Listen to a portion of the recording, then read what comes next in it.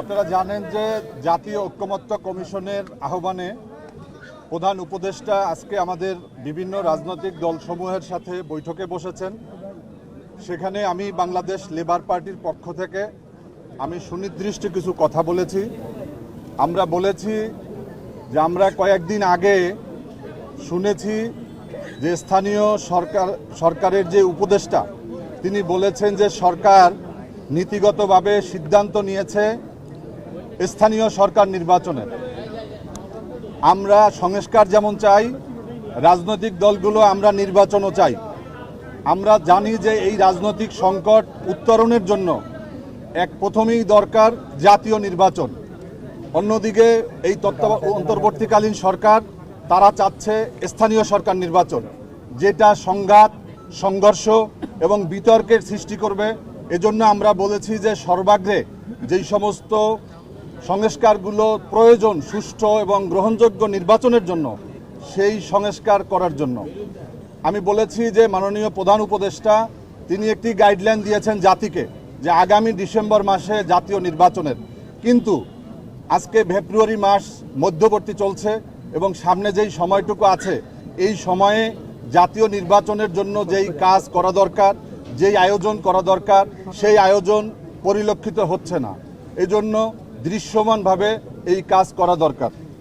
আমরা দ্রব্যমূল্য নিয়ন্ত্রণ কমিশনের জন্য বাংলাদেশ লেবার পার্টির পক্ষ থেকে আমরা আবেদন জানিয়েছি যে অনেকগুলো কমিশন করেছে, কিন্তু এদেশের শ্রমজীবী মেহনতি সাধারণ মানুষের যে প্রধান সমস্যা দ্রব্যমূল্য, কিছু সবজির দাম কমলেও কিন্তু যেই সমস্ত চাল, ডাল, তেল থেকে শুরু করে নিত্য প্রয়োজনীয় এই জিনিসগুলো স্থায়ীভাবে কিভাবে আমরা নিয়ন্ত্রণে রাখতে পারি, এই জন্য একটা কমিশন হওয়া দরকার।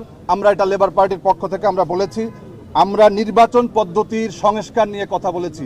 আমরা বলেছি আমাদের সেটেল যেই নির্বাচন পদ্ধতি সংবিধান মোতাবেক সরাসরি ভোট দিয়ে জনপ্রতিনিধি নির্বাচন করতে হবে, এটার বিপরীতে আমরা দেখেছি সুপারিশ করা হয়েছে সংখ্যানুপাতিক। আমরা এটা যেন কোনোভাবে সংখ্যানুপাতিক না হয়, এটা আমাদের সংবিধানের সাথে সাংঘর্ষিক। এই বিষয়গুলো আমরা বলেছি।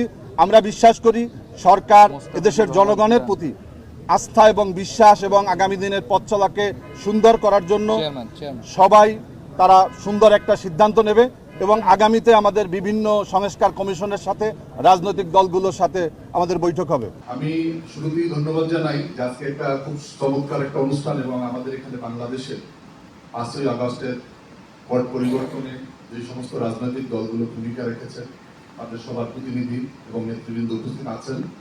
এই জন্য কয়েকটা কথা না বললেই নয়।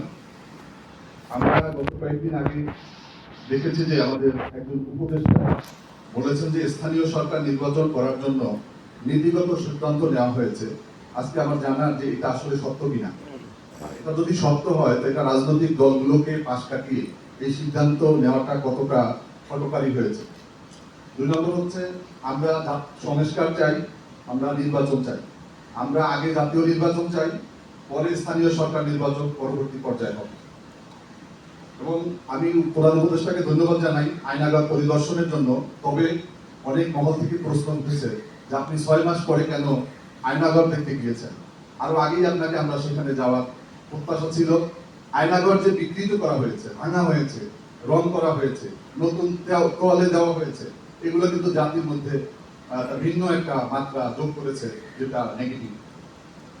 দ্রব্যমূল্য নিয়ন্ত্রণ কমিশন হওয়া উচিত ছিল, কারণ এদেশের মানুষের, শ্রমজীবী মেহনতি মানুষের এখন কিন্তু সবজির দাম কমেছে, এটা নিয়ে আমার কোনো বক্তব্য নেই। তবে চালের দাম, তেলের দাম এই সরকার আসার পরে প্রতি লিটারে 8 টাকা করে বাড়ানো হয়েছে, সারের দাম 2 টাকা বাড়ানো হয়েছে, বিদ্যুতের দাম সামনে কি হয় জানি না, আরো অনেকগুলো দাম কিন্তু ইতিমধ্যে বাড়ানো হয়েছে, যেটা আমাদের জন্য খুবই খারাপ অবস্থা।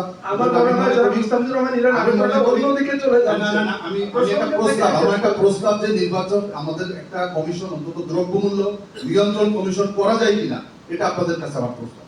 নির্বাচন পদ্ধতি আমাদের প্রধান উপদেষ্টা মহোদয় বলেছেন যে আগামী ডিসেম্বরের মধ্যে নির্বাচন হবে।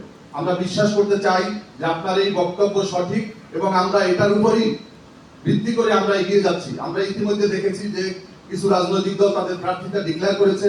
বিএনপি নির্বাচনের কথা বলছে, আমরা সবাই নির্বাচন চাই, জাতীয় নির্বাচন চাই।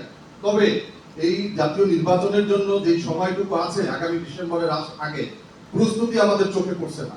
এই প্রস্তুতি আজকে আমাদের কাছ থেকে আমরা ভেবেছিলাম আপনি আজকে না আবার ডাকেন আমাদের নির্বাচন নিয়ে একটা শুরু হওয়া উচিত, যে জাতীয় নির্বাচন কবে হবে এবং এদেশের মানুষ 17 বছর ভোট দিতে পারে না, তারা প্রত্যক্ষ ভোটে, এখানে কোনো প্রকার সংখ্যানুপাতিক নয়, আমরা প্রত্যক্ষ ভোটে আমরা আমাদের প্রতিনিধিকে নির্বাচন করতে চাই। অনেক ধন্যবাদ জনাব আমি আর একটা কথা বলে শেষ করব।